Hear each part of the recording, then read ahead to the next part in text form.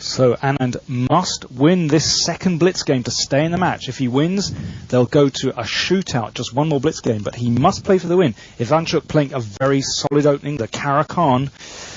There we go, just exchanging pawns. Remember, all that Anand needs in this, all that Ivanchuk needs is a draw, so he's playing a very solid opening. He's trying to blitz out his moves also. He doesn't want to get into a time deficit, so he's just whipping out the moves. There we go. He's trying to break down white's center. That c-pawn coming up the board, attacking white's center pawn. Now, Anand has played this many times, so they're both familiar with this opening. And in fact, they played this exact variation in Moscow, I seem to remember. And the game wound up a draw. Yes, very aggressive chances for black occurred in that game, but Anand must have studied the problems involved in that variation, and now he's come up with something that has slowed Ivanchuk down. Look at that, Ivanchuk hesitating for a moment over his move. So, once again, we're following the pattern of the first game. Ivanchuk running a little short on time, and Anand just whipping the moves out. So Ivanchuk castling. Now, where is Anand going to put his king? Is he going to put it on this side of the board? He's done it. That's the more aggressive continuation. So the kings, once again, on opposite sides of the board. We saw in that first blitz game how both sides developed attacks. I'm astonished by that position. Ivanchuk must go for an attack down here, and Anand, we're trying for an attack on the black king. Well, that's a dangerous move, clearly, Danny, and this may be trying to take advantage of the fact that Ivanchuk would be playing more passively for the draw, but I'm amazed by that decision, putting the king on that side of the board. Look at all the black pieces that are hanging out over there. It's true. The knight is on a beautiful square in the center of the board. Bishop's right there as well.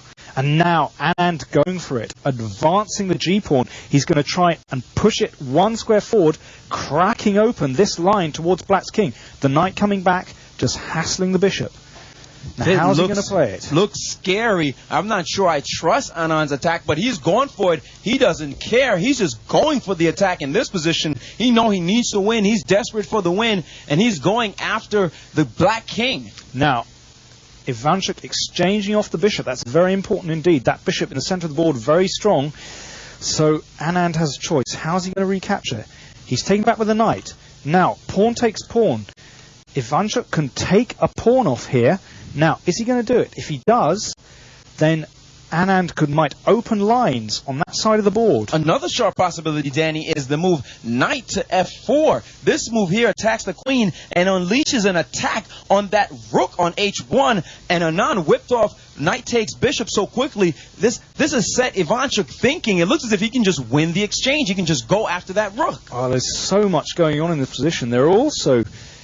Well, Ivanchuk must be very careful of his king. I mean, okay, he can try and grab some material here by playing the knight to f4, but his king is about to be prized open. He's played the knight into c3, an extraordinary move. If it's taken, then bishop check, king to the side, and then queen takes, threatening mate. If Anand has ignored it, he's giving up a rook, just going for the attack. Amazing. And both rooks. Extraordinary sequence. Both rooks under fire now. The bishop on the rook on h1 and the knight on the other rook. Ivanchuk has ignored them both. He's going for his just continuing the attack. Amazing. Bishop game. takes the knight. Now, how's he going to play it? If he plays queen takes...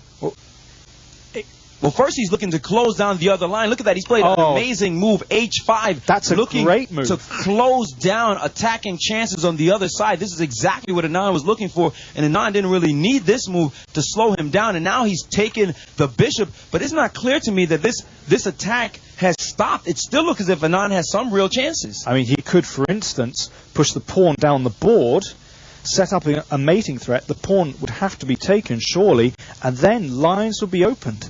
That's one possibility. In the meantime, down here, there's a queen check, but the knight can retreat and block the check. So, for the moment, Anand has played more cautiously, if that's possible in this position. He's prevented the queen check. But he's allowed a pawn to be taken.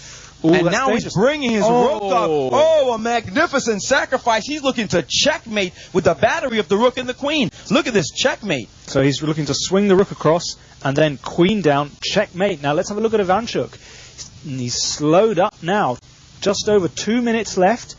And Anand, about 3 minutes left, and Ivanchuk looking worried. He certainly couldn't have predicted that one. And that rook, a crucial move because it's preventing the bishop coming back checking as well. Look at Ivanchuk biting his finger, and he's now under 2 minutes, and now he's brought his rook into the game. Look at this rook move, and he's looking to go on the counterattack. He's looking to make some kind of a sacrifice on the white king, and that would just bust open a position. An amazing game with these twists and turns, and black proving resourceful here. It looked as if Anand had real mating chances, but Ivanchuk fighting back heavily.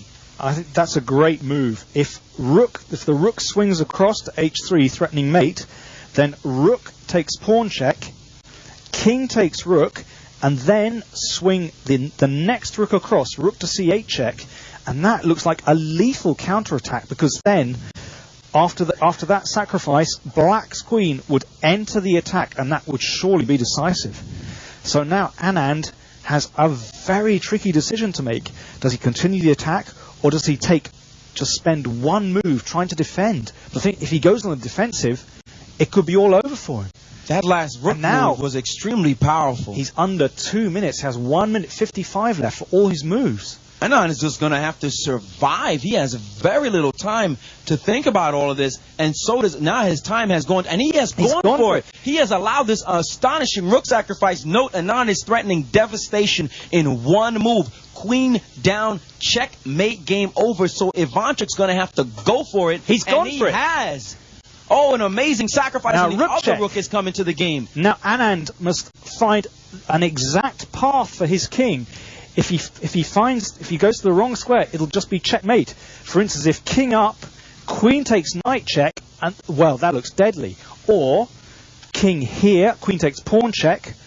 He's played the king to the back rank. What an amazing move. Now, queen check, king up. What's going on here?